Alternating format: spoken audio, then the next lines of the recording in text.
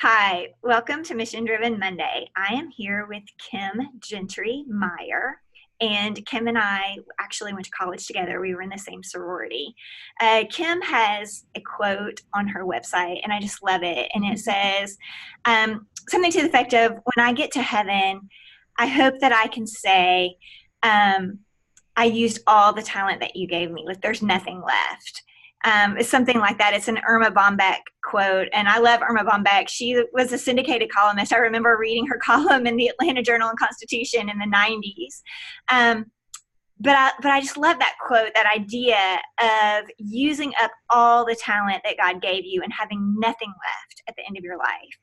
And when I look at Kim, that's the person that I see. She is a singer and a songwriter. She's a poet. She's passionate about dogs and cats and their well-being. You've just really done a lot. I know you are also caring for aging parents, and you've lived all over the country, really. You're from the Midwest, but you've lived here in the South. You've lived in Georgia, although we didn't see each other when you lived here, but you did for a short time. And now you're up in Massachusetts. Is it still cold up there?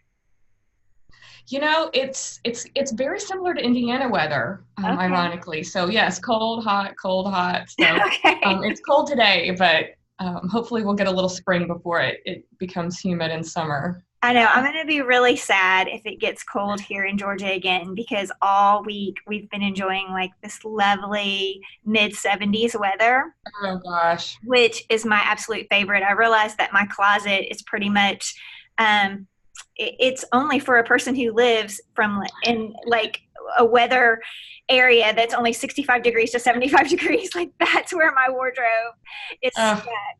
perfect. So, anyways, well, No, I miss it. Oh, Chantal, I miss. We lived in Alabama for almost 10 years and then Georgia for around 5. So yeah, before moving up to Massachusetts a few years ago, I miss it so much. I Yeah. know, I know. I had to I've get a new never, wardrobe. I've never really lived up north, except for while I was in Indiana, and I felt like that was truly the north. Although I guess it is really because we were in southern Indiana, and there were a lot of Yeah, people but you're right. I mean, it has the true four seasons, and really it gets pretty cold. Yeah. it does. Yeah, yeah. I think I even went up there my freshman year without a winter coat, and I didn't even get one till Yeah. Christmas. Um, and so I was a little bit chilly, obviously. Well, we're going to jump right into our questions. Every week Sounds we good. ask the same 3 questions. And I was telling Kim before we started how much I just have loved interviewing women for this series, because I realized that everybody has layers. Like there's pieces to people that I just didn't even know existed. So we're going to start the way we always start, with our very first question. And Kim, I want you to tell me about your proudest accomplishment. Yeah, sure. Gosh, I've been thinking about this, and really what comes to mind is something that happened fairly recently. I was approached by a children's book author and publisher who asked me to write companion songs to her 2 books. Oh. And I'm reading it so I don't get it wrong. The Lucky Tale of 2 Dogs and The Happy Tale of 2 Cats. So Oh, I just recently finished those 2 songs. So it's the Lucky Dog song and the Happy Cat song. And so I think just, kind of venturing into the world of children's songs had been something I had not really done before. I've been traditionally a folk kind of Americana songwriter, and also, passionate about inspirational songs and worship, and also kind of starting to write my own worship and inspirational songs. But children's songs that's been something that's been in the back of my mind, but I think I just need this push, to believe yeah. that I could do it, right? And so I think because this publisher really believed in my work, and knew how passionate I was about animal welfare, that's kind of the push I needed. So I kind of feel like it was a God thing. And yeah, so we finished the songs, and we're working on the kind of companion resources to go with them. So she's going to be offering, the songs, the sheet music, the kind of demo videos and that kind of thing, with the book, so that humane educators and shelter programs can use them to teach children about kindness to animals and about dog and cat adoption. So I think just because I finally got to put together two things I'm so passionate about, my songwriting and my, animal welfare work. Yeah, So well, that's so fun. I feel like I've listened to a lot of children's music in the day because I love little kids, and lead an adventure club for fourth and fifth grade girls. that's Even though awesome. they're kind of entering that middle schoolish stage, they love going back and listening to the songs that they loved as children.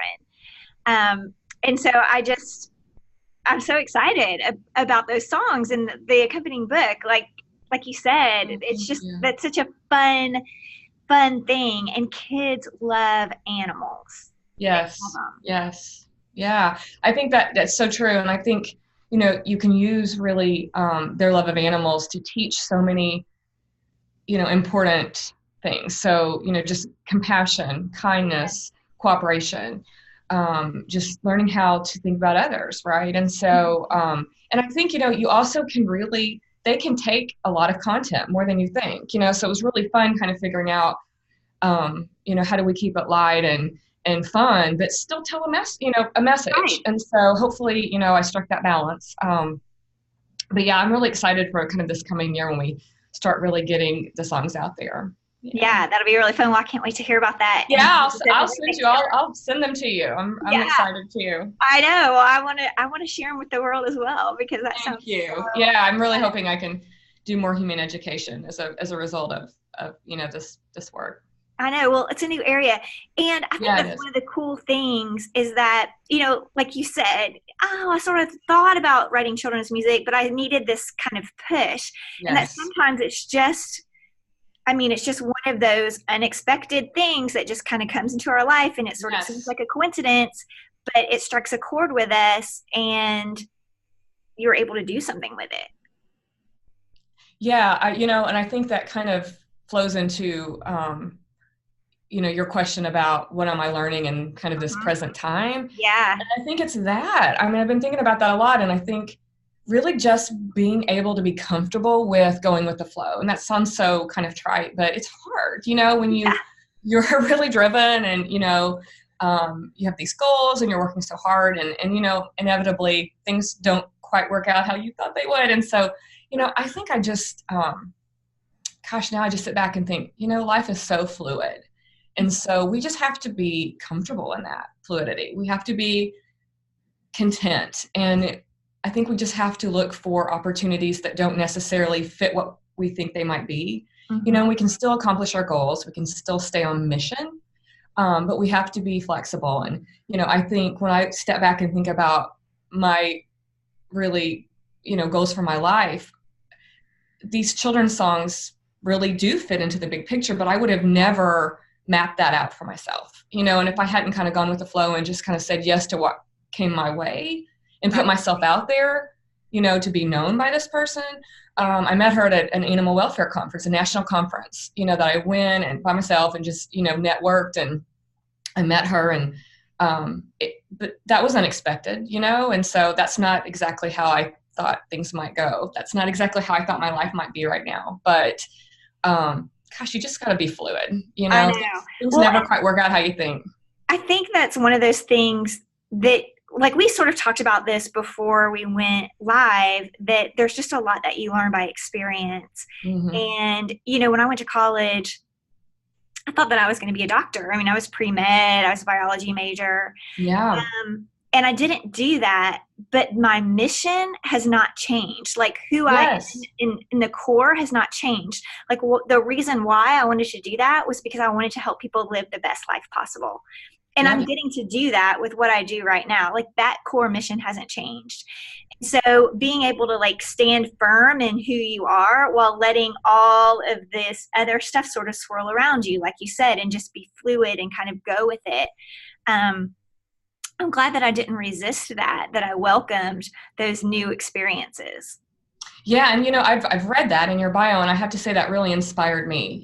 Because there are certainly things that have not gone how I thought they would, but you hear so much in kind of the corporate world, pivot. You have to be able to pivot constantly. You have to do that in your own personal life too. And I think especially this day and age with the playing field being level with technology, and we can kind of think outside the box in a way we couldn't before. And I see you doing that every day, so you're really an inspiration to me to build my own life the way I want it to be, outside the box. Yeah. Well, and you're doing that. And what I think is also incredible is that, you've been able to do that all over the country, in different places that you've lived, where I think that a lot of people think, well, this is where I am and I'm stuck Yeah. here. Yeah. And you're absolutely right with technology and the way that the world is connected. Yeah. We just have so many opportunities available to us that weren't available to us 20 or 25 years ago. That's absolutely right. And I think, if you have to be, you can't be afraid to take chances, to move to new opportunities, to just do other things. And you can always find a network, so you just have to find people who are passionate about the same things you are, reach out over, technology, whatever. I mean, I'm so glad to be reconnected with you, and it wouldn't have happened without technology. Yeah, absolutely. Well, Kim, so we've talked about our past and we've talked about our present. Now, when you look kind of into the future and you think about the future you and who you want to be and what that looks like, and as we know, like things can change, in an instant. But if you were designing the life that you want and looking into the future, who is the future Kim Meyer? What does she look like? Who is she? Yeah, I think just she's guided by, my kind of life quote, which you talked about at the beginning, that Irma Bombeck quote. I want to use everything I have. And it's so hard because we stop ourselves so much of the time because, well, I'm not the best at that. I'm not the best painter. I'm not the best singer. I'm not the best songwriter. I'm not the best speaker, whatever. But we're not called to be the best. We're called to use the gifts that we've been given. And so that's really, if I'm remembered for anything, that's what I want to be remembered for, is just, standing on the mountaintop, screaming out that quote, and doing those things, not perfectly, but trying. And so I think for me, in particular, it's just continuing to build kind of two streams, which is my animal welfare work, which I do under the name What Baxter Started. He was my first rescue dog. And I have a website and blog and Facebook page. So I'm really just getting off the ground. So just doing a lot of education. Links to all that as well. So I'll post links to all of that so people can see what you're up to. Oh, thank you. Yeah, sure. And then, so along with that, my music, right? So I, try to use my songwriting and any performance I do to kind of talk about the causes I care about. So, you'll hear that in a lot of my songs. So just to continue to do that. I think also along with my music, that's kind of the other, website and page I have, but I'm getting a lot into like inspirational songs and worship, and doing like special worship nights that I go out and do at different places. And I used to be a folk duo with my brother, but we live so far apart now that we kind of are doing our own thing now. But he and his wife do a lot of ministry through music. And so now I'm able to kind of do things with them. So we're starting to go out and do, different outreaches and worship nights and ministry kind of things. So they do their music, then I'll do mine, but we kind of help each other. So that's been really fun. So I hope to do more of that. So kind of those two things, the animal welfare work and the music. Well, I think it's interesting that you talked about, you can't be maybe the best musician or the best animal welfare or the best whatever. Right. There was something that I read recently, and it was like, but if you can combine two skills, like any two skills, like it shrinks the competition in a way, right? Like there's not a whole lot of people out there who do music and animal welfare and children's books, like you put those three things together and suddenly guess who's the best at that? Kim Meyer, and by the way, that's a good point. You create your own niche. Yeah. You create your own thing. So you figure out like, well, what are the things that I do want to be the best at, and how can I combine those into one thing? There probably really is, a group of people that will resonate with. Like you can find a community who really cares about what you're doing. Yeah, no, that's great advice. Thank you. Yeah, as I can kind of continue to to map out the future, I need to be thinking about that, especially because I really think I would like to do more children's songs. So I'm hoping I can, somehow make that happen. Yeah, yeah. Well, I bet you can. I bet you can. You can do anything. Well, it was so great to talk to you today, and thank you for It sharing was so much fun. Thank you. about what you do. And I just wish you all the best, and I can't wait to hear these new songs. Thank you. And I'm going to be posting the links Thank to you so everything much. we talked about. So if you enjoyed this little episode of Mission Driven Monday, I hope that you'll join us again next week for another installment. I'm Chantel Adams. This is Kim Meyer, and we'll see you again soon.